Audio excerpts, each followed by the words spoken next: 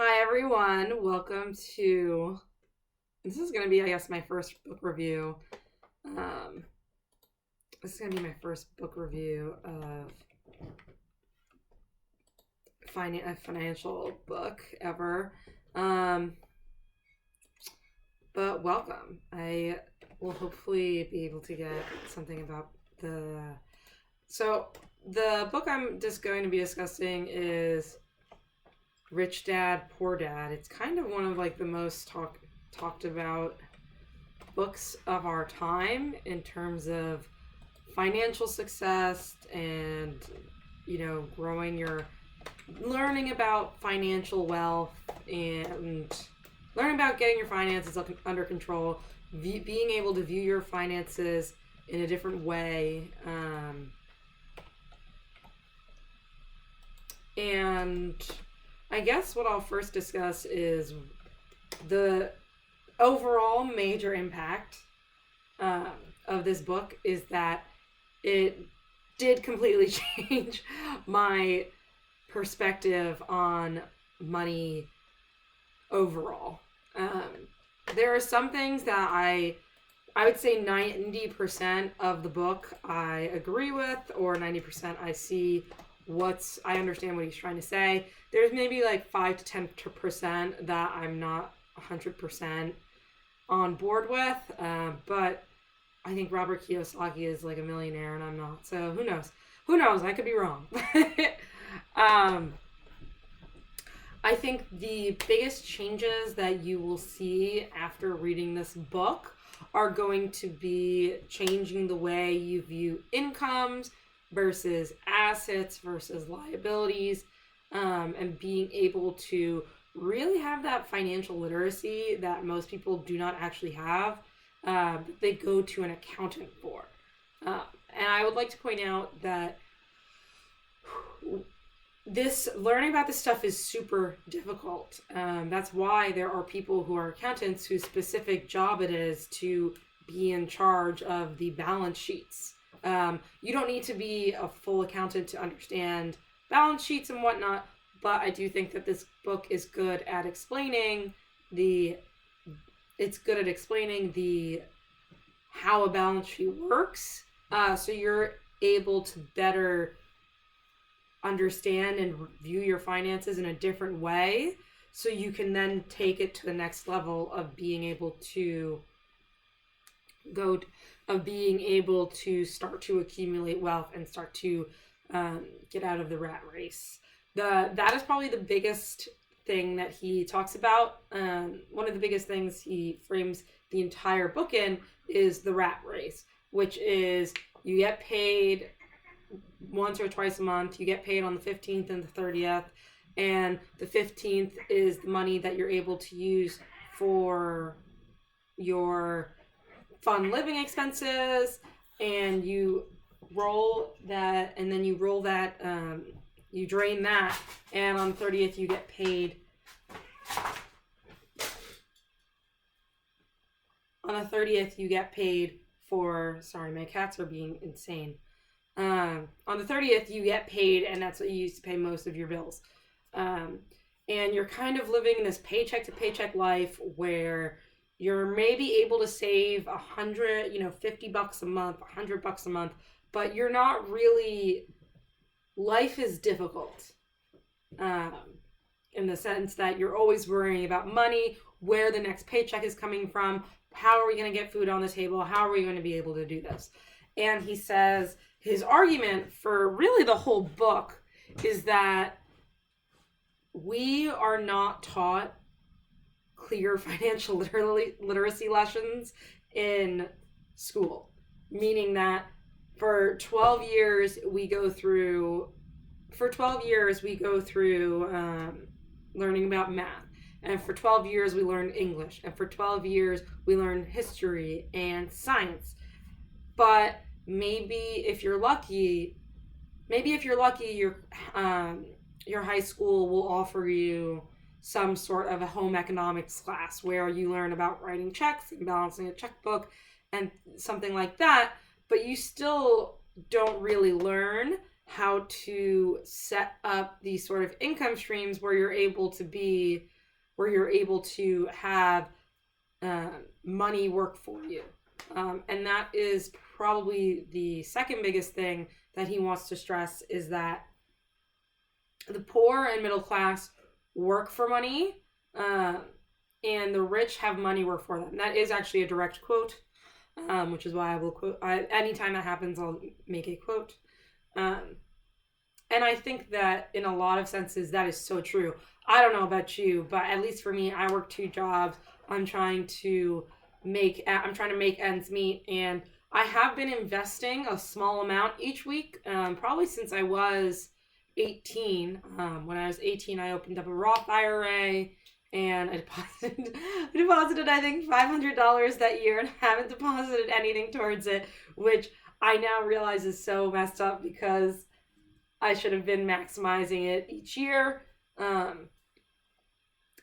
But it's real. But when you're young and stupid, you do young and stupid things, and you don't put your money where you're supposed to, and you spend it on frivolous, fun things for your youth. I mean, but anyway, I think that that's definitely true. I know for myself, when I was in college, even now, I'm working and I'm working and I'm working and I'm trading those dollars for hours, and I am trying to take some of that money and put it away, but I'm just trying to save some of that money and put it away in things like stocks, things like crypto. But I've even now only really started to do that much more recently, and started to look heavily into investing time into learning about the crypto markets, into learning about markets in general, into learning about buying a house, becoming a landlord, things like that. So I definitely think that's true. I know from my experience with living with my parents while I was growing up, for sure, they went, at the time, they were fairly high earners compared to other people, but they had 6 kids. They wanted the big house. They wanted the nice cars. And you could definitely tell that they were working for their money. And I mean, even then, I still remember them saying, "Oh no, you can't have that. We don't have the money. We don't have the money. We don't have the money." Which I'm not saying is a good or bad thing, but for 2 people who is a dual income household, they should, even though there were 6 children, there could have been a little bit more leeway for them being able to save for the future. One of the biggest way he discusses how to do this is buying or building assets that deliver cash flow, is putting your money to work for you. And I think that this is something that he really hits on the money, is that I kind of have a potential of how much I physically can make. And what I mean by that is I can only work so many hours in a week. And even if those hours are valued at a very high number of, dollars per hour, say it's $100 an hour, which is a really high value per hour. For reference, $15 an hour is about $30,000 a year. So $100 an hour would be a little bit over 6 times that. So it would be a little bit over $180,000 a year. So that still would be a lot, but really, that's a very high number. There's only so many hours in the week that you're able to work, right? So I physically can only make so much money, whereas if I take $1,000 and put it into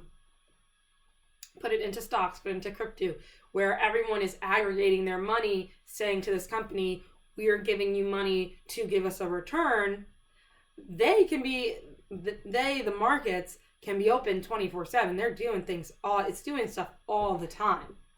And I think that is probably one of the biggest things that people do not pay any attention to in their life, because it's a delayed gratification. And we as humans, we want the instant gratification. We want to have it now.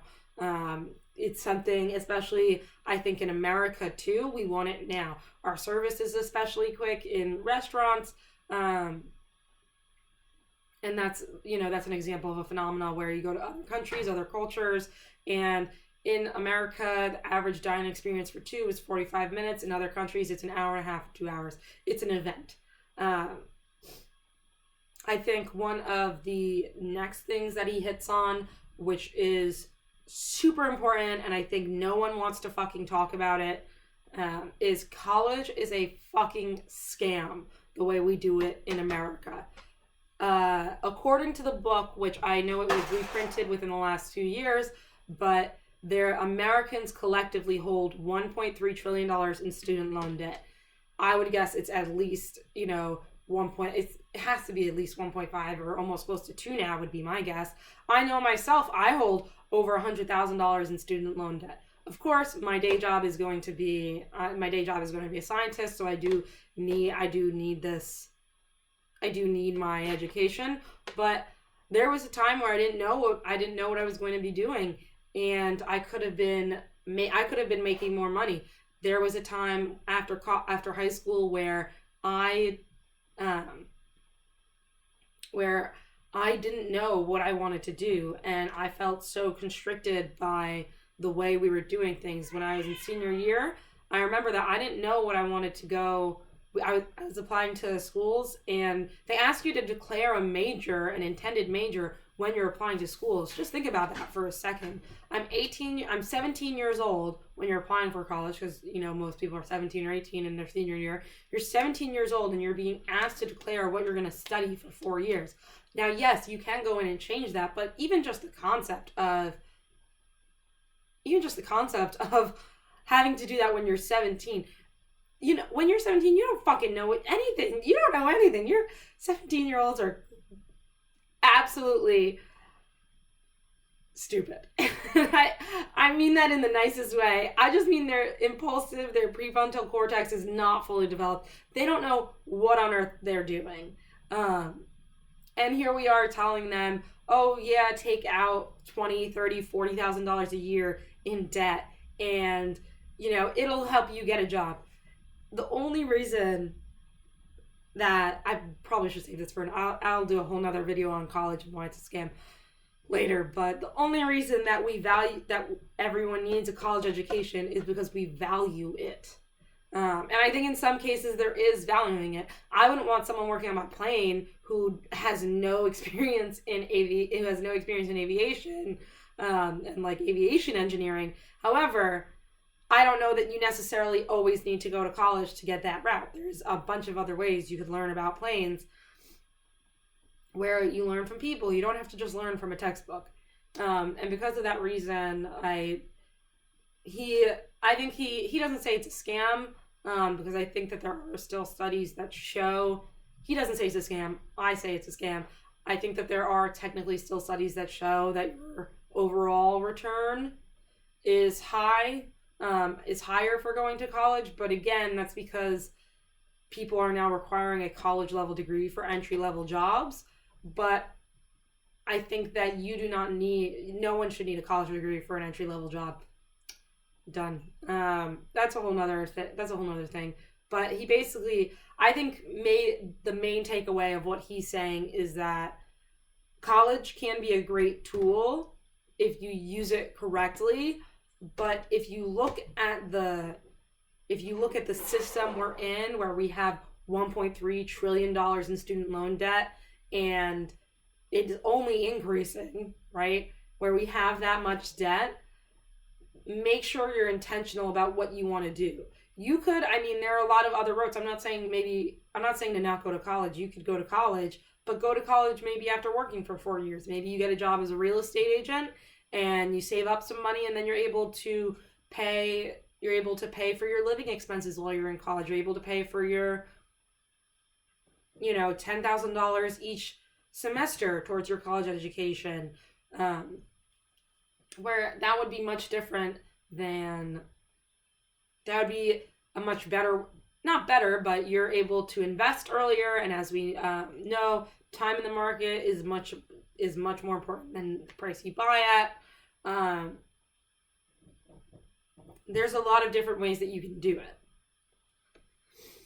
I found this to be, there's something he says here. The next quote I'm going to discuss is, in an educated society with a well-run government, prices should come down. Prices go up because of greed and ignorance, and also that our schools should teach people about money, not how to work for money. And I think that this is probably, would like to say that this actually kind of bundles in with the college discussion, is that in all of our teachings we're taught, go to college so you can get a good job, go to college so you can get a good job, get a good education so you can get a good job. I think that we have forgotten the actual value that education for itself has. Education and hard work, really. I find it interesting that he makes the argument that prices should go down. Maybe not, I don't know that they would necessarily go down, but I think that what he means is that you get more value out of the product, because in a competitive market, you have product A, and there are two ways to make product A. There are two main ways you can make product A better.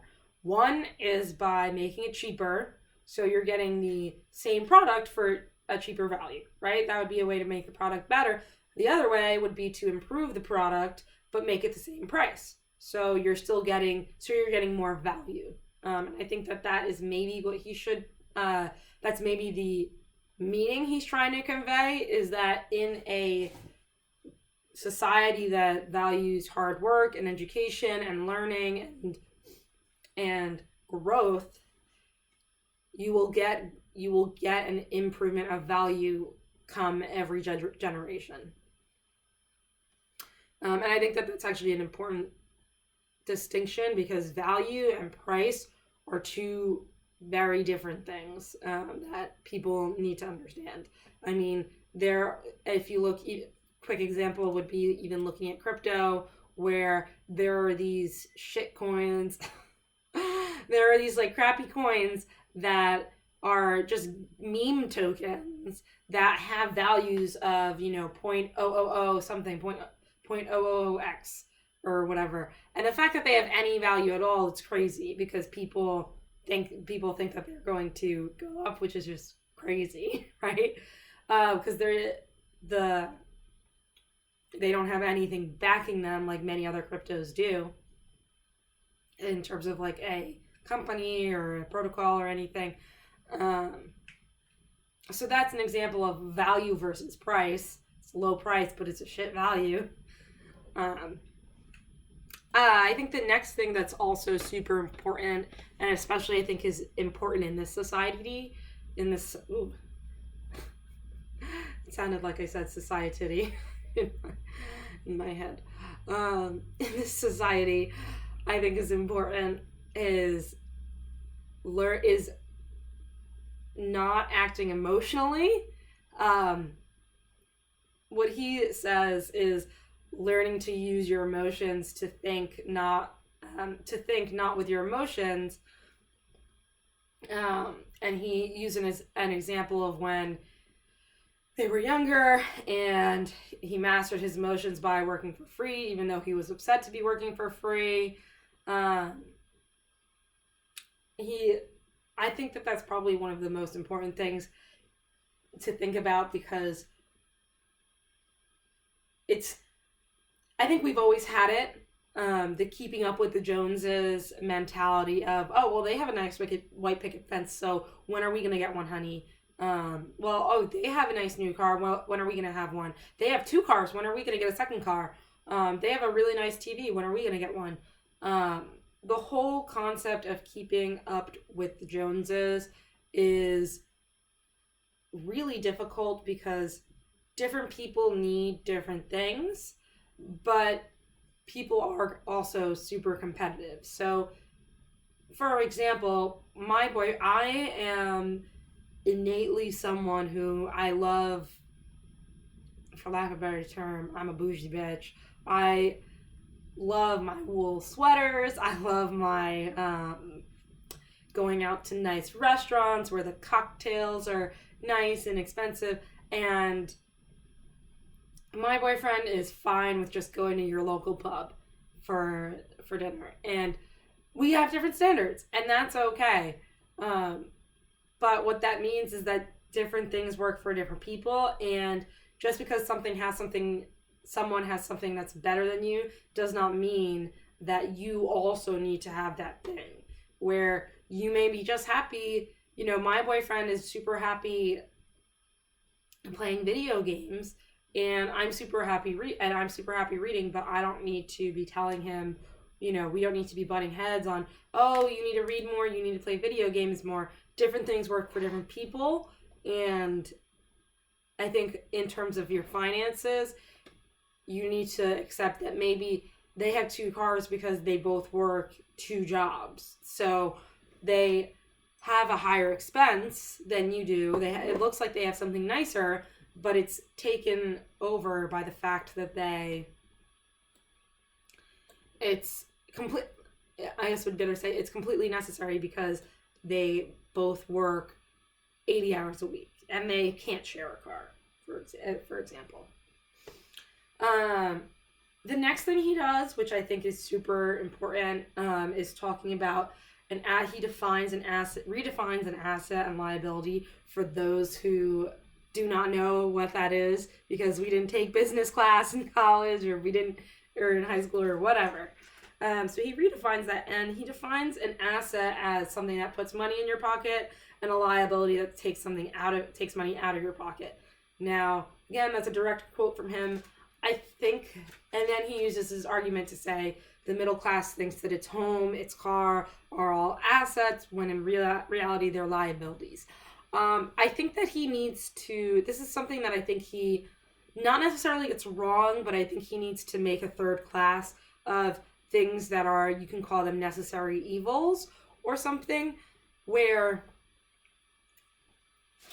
you can call them necessary evils where it's a necessary liability, or it's a necessary liability versus a liability that you want. So a great example of this is that he says your house is not an asset. People say when you go to, when this is true, this seems to be true, that when you go to get a loan for something, if you want to start a business, they'll count your house as an asset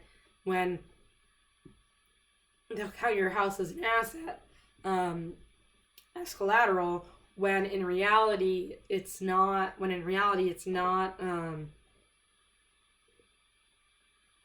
because they can take it away from you if you default on your loan. And he says that it's more difficult to get his rental income counted as an asset, even though that's bringing in income every month, whereas an asset is your house is just fucking sitting there and you're just living in it.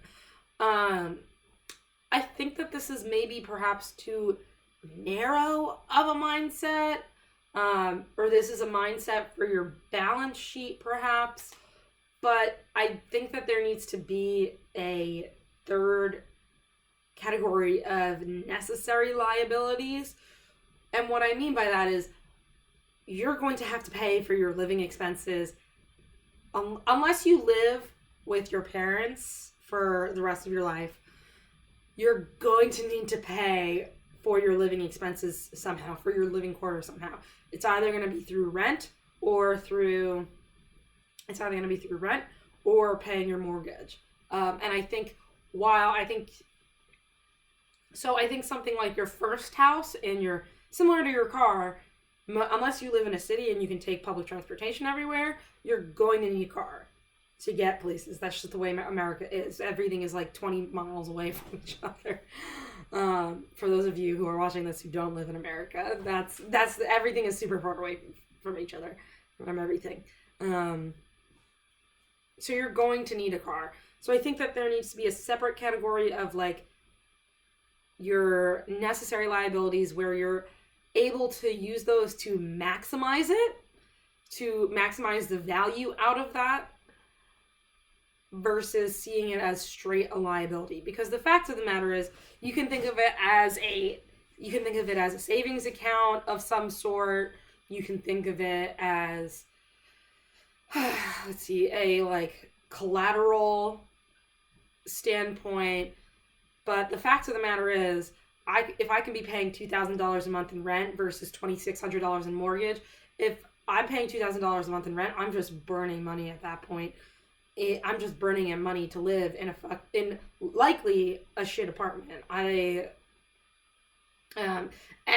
I mean, in a lot of the major cities, that's how expensive rent is for a shitty apartment.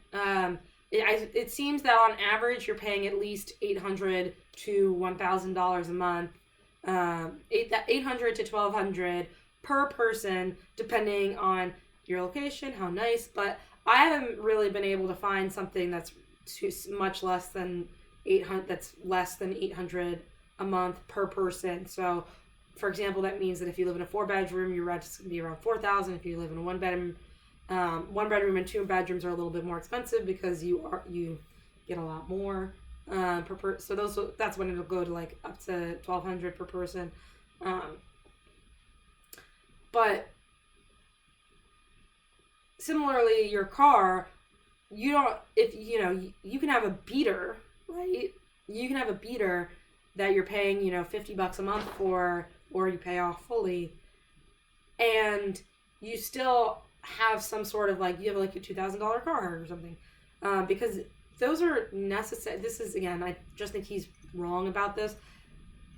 It's a necessary expense. I can't just live in my car. I can't just live on the street, nor do I want to. I live in a cold ass climate. It's there's 2 feet of snow outside right now. I don't want to live outside. You're going to be paying for your living expenses and your car expenses.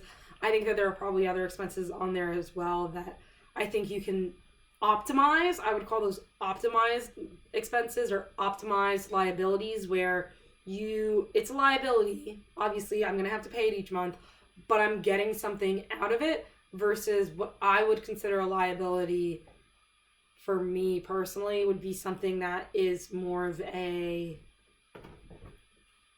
I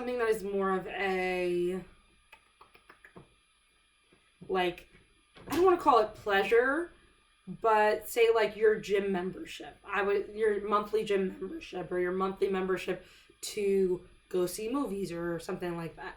I would consider those liabilities, because those liabilities can be changed. You can take those away, whereas your housing, your car, you're going to have those expenses. You're not going to not be able to have those expenses. No, there's just doesn't exist. We can't do that. And I think that this is something that, again, needs to be. I know I'm harping on this for a while, but again, I'm harping on this because I'm buying a house right now, and even though I'm paying more money in fees and things like that, at the end of 4 years, at the end of 3.5 years of renting in the city, I've spent, by myself, not including my boyfriend, I've spent by myself $12, $24, $36, $40,000. That's $40,000 that I basically just burned. It's going to pay someone else's mortgage, or for someone else's yacht or something. Whereas I'm going to be my boyfriend and I are splitting the mortgage. We're going to be putting in $1,300 each into a mortgage, where we're going to have that house not as an asset, but think of it as a store of value. And that's why I think he needs to reevaluate the way he thinks of it, because there are some liabilities that are just necessary that you can't get rid of. So the point of thinking them as a liability is also not the right move. That being said, if you get a second house or a second car, or more than one car per person, that would be considered a liability. Versus, the ones that are necessary to live. Something he that sounds bad. But something he discusses too is that if you want to be successful in this next generation, you previously, right, in previous generations, reading and writing was one of the was one of the signs that you were well off or that you had status in a society. Thankfully, in the printing press was invented. Literacy rates skyrocket, increase, and then really in the last 50, 60, 70 years, in the last 100, literacy has just skyrocketed, basically, in the last 150 years. So when that happens, right, when the standard of becoming the best or becoming elite or whatever is met by 90% of the population, what is the next status, what is the next bar to meet to be considered elite status?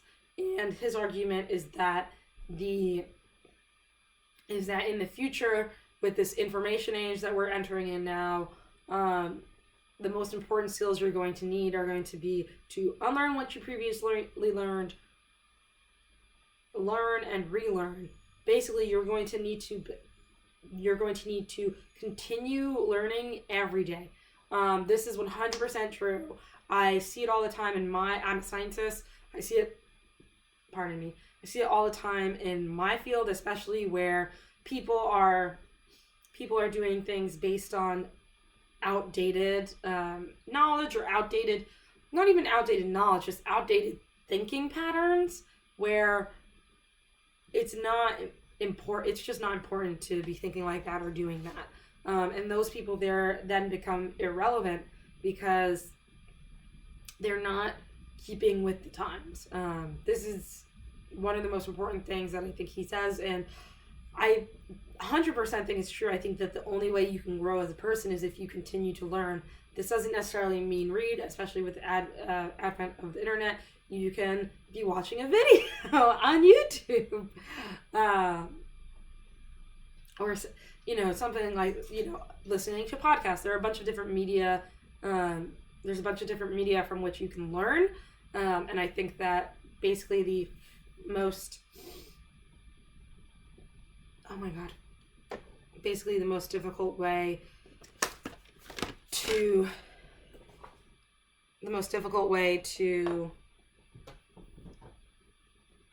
grow is by just sitting at home watching TV. I realize now that I was not using my mic. That's why I had that mini panic attack that you just saw. So I'm going to fix that really quickly. All I have to do is plug in and really hope that I don't have to get rid of the first half of this. I probably won't, because I talk really loud. Something that my old roommates complained about is that they could hear me from wherever I was. So likely that will not be a problem, but I definitely will make sure I listen to this, and I will definitely make sure that in the future I make sure that I have my trusty little doodad microphone. I think a lot of what the next part that he talks about is the concept of viewing yourself as a winner and viewing yourself as a loser, and just the different types of mindsets you need to have to be each. And I think that makes this way. It was funny because during this part I was kind of like, I'm reading a self-help book. Where obviously, I guess the Rich Dad Poor Dad book is a self-help book in a way, because you're trying to get yourself to be more financial literate, but it kind of felt like a, like gung-ho, you can do it, just keep trying sort of thing, versus discussing things from an economic standpoint. But I think that it's definitely true, and most people don't really put enough stock into it, is the concept that you're gonna fail a fuck ton. You're gonna fail. Like, I fail all the time. I have cried in so many professors' offices, or not cried, but teared up, was upset, etc., because I didn't get a good grade, because I felt like I couldn't do anything to get better. And I think back to those, and I think really that mindset of feeling like I couldn't do anything was really holding me back. And that's probably one of the more important things, is that you can choose to view life and view the world however you want. And you will always find things that support your viewpoint. You will always find evidence that supports your viewpoint, because the world is so vast and every experience is so vast. But there are certain viewpoints that are more productive, towards your success. And I think, again, this is something that no one talks about. Now, I think a great example of this is religion. I'm not going to be preachy at you. I'm not, you can believe whatever you want, but most people now, I was talking with a great example is, I'm talking with my boyfriend, and he was saying, well, I don't really think that, of course I think God exists, but I think he doesn't give a fuck about us. I think he thinks of us the same way we think of us. We think of ants, where we don't think, if we see an ant hill on the ground, we'll say, oh, look, there it is. Oh, cool. And you just continue walking past, and it's, it is what it is, and he doesn't really give a fuck. And I said, and he said, because look at how much shit is going on in the world. Look how fucking awful it is. And I said, I do agree that there is maybe some truth to that, and that is kind of the question that so many people ask. So many people who are religious or not religious, they argue and they say, well, if God is all powerful, God is a loving God, why the fuck does he let all this bullshit happen? Why, this is so fucked up. And there's so much evidence to support that. But I said to him, but the consequence of that belief is that you don't matter, and nothing you do matters. And you get to that sort of nihilistic, well, what's the point of life anyway, then, if you're not able to do, if no one gives a fuck, who the fuck cares? And I said, that's not a productive way to think about things. And while your viewpoint may technically be accurate, in, as I said, you can find any sort of data to support whatever thing you want, for the most part, anyway. On 90% of things, you can find any data to support anything. Whereas if you take the more Christian mindset of, we have a loving God, and again, I'm not trying to press anything, I'm just talking about the viewpoints of them, where if you're a Christian, you believe that, God is a loving God, and you believe that he gives people free will, and that what you do now matters because it matters to the people around you, and it matters to reflect where you're going to go in the afterlife, then what you do now matters a lot. And it means that you have to care about what you're doing now and what you're going to be doing in the future. Whereas, again, with this sort of nihilistic view, nothing you do fucking matters anyway, so what's the point?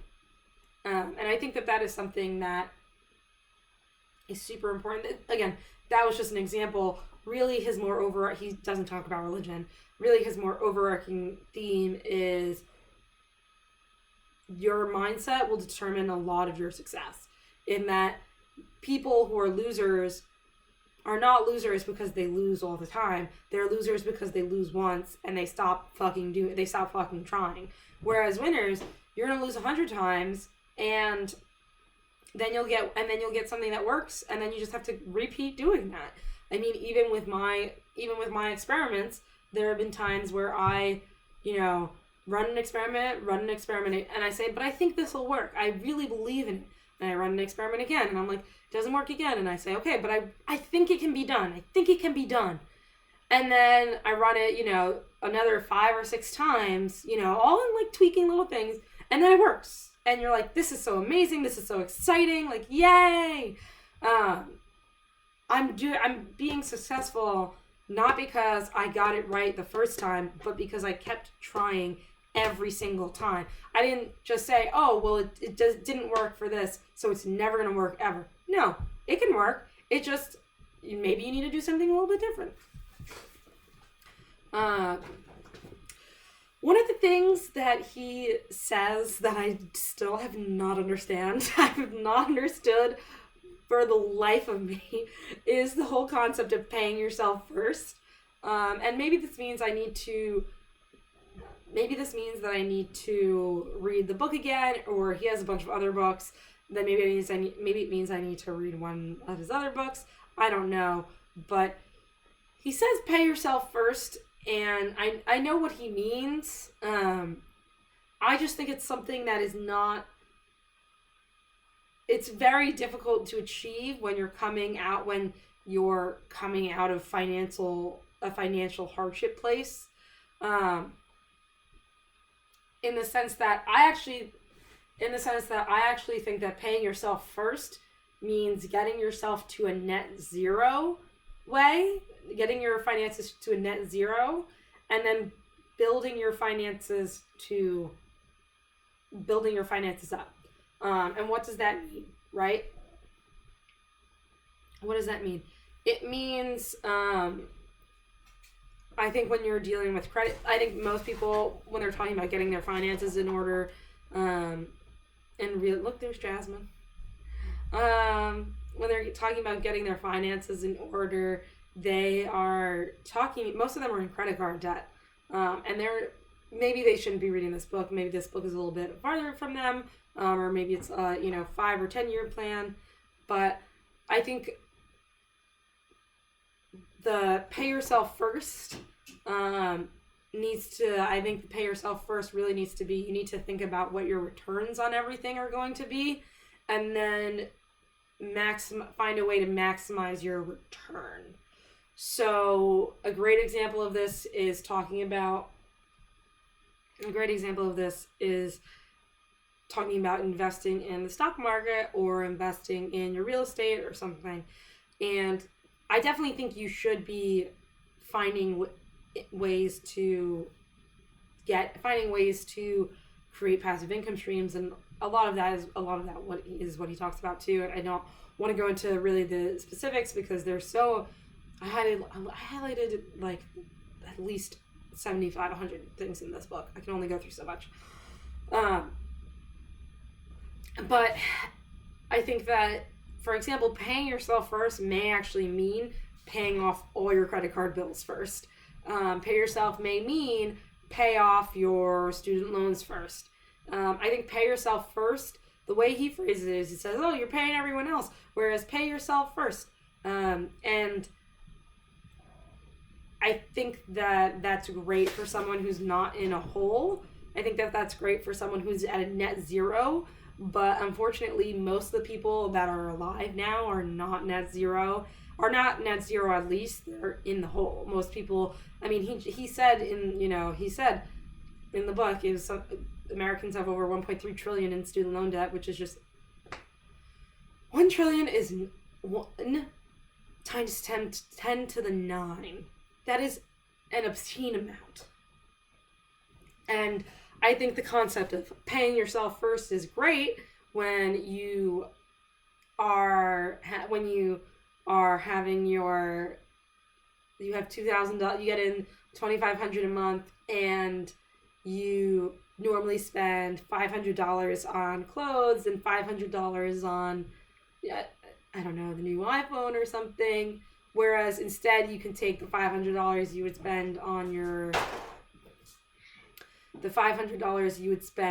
your phone and make it, not your phone, on your clothes, and take $400 of it and put that away into savings, and then only spend $100. I think that's what he's saying. But your credit cards, most people have credit card debt. Your credit cards are accruing debt at 20% a year, and the stock market really only goes up about 10% a year. So if you never pay off those credit card debts, in lieu of trying to make more money make money over in stocks at a 10% return, which is like average, if it goes up, you know, there are some years where, you know, it's like, it only goes up 5% or 6% or whatever. You're losing money. And I think that he does not, I think pay yourself first, people maybe misunderstand it. I probably maybe misunderstand it. It's something that's still a little bit confusing. But I think what he really means is you need to be maximizing your investment in yourself, which sometimes means paying off your creditors first, paying off your student loan first. I don't know about you. I'm not even thinking about federal loans. I'm thinking just of my private loans. I took out $40,000 and it's up at $50,000. I have a 10%. My interest rate per year, APY, for those loans is almost 10%. There is no reason for me to be... There is little incentive for me to be investing in the stock market, which will get 10% back, versus the student loans, which are accruing by 10% each year. So I would say do a little bit. I'm not a financial advisor. I'm just discussing a book. Review. Do your own research. Talk with your accountant. Talk with a professional financial advisor. But I think that this is something that pay yourself first. Each person is going to have to sit and think deeply about what it means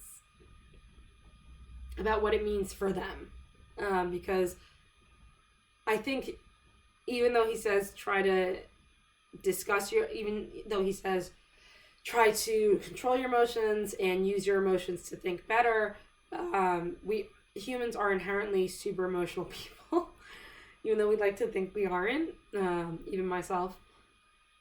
Humans are significantly emotional people, and that is what drives most of our society, is going to be the emotions, the relationships we have.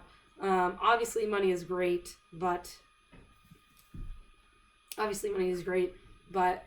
and we do try to use our brains when we think of with money versus thinking of it with our emotions, but it's likely going to be a balance. And I think that there could be reasons to either, where I don't know about you guys, but when I know that I have debt, it just gives me anxiety. Even if it's like $40, going out to dinner with friends and a friend picks up the check and says, "Oh, you can just Venmo me." That gives me anxiety. That freaks me out that I owe someone money. So the emotions of it are also to be taken into account. And I think that is actually something that most of these financial people don't take into account, because they already have money, so they kind of forget what it's like to be poor and stressed out about your debts and about making ends meet, that they forget that it's really difficult to look past that. Well, those are my thoughts on Rich Dad, Poor Dad. I definitely recommend reading it. If you haven't, I'm putting up a link to purchase it on Amazon. Click the link. You can purchase it via Kindle, I believe, or if you like paperback books. I honestly love both. I think the Kindle is great for me doing these book reviews, because it makes it super easy for me to just highlight and then I can go back to it later versus having to look at each page. But for my fun books, I definitely buy all those in paperback. So if you have any questions, post them in the comments. If you like this, definitely like it, subscribe, share with your friends. If you didn't like it, well, sorry. Maybe I'll make another one that you do like. So keep watching, but see you next time.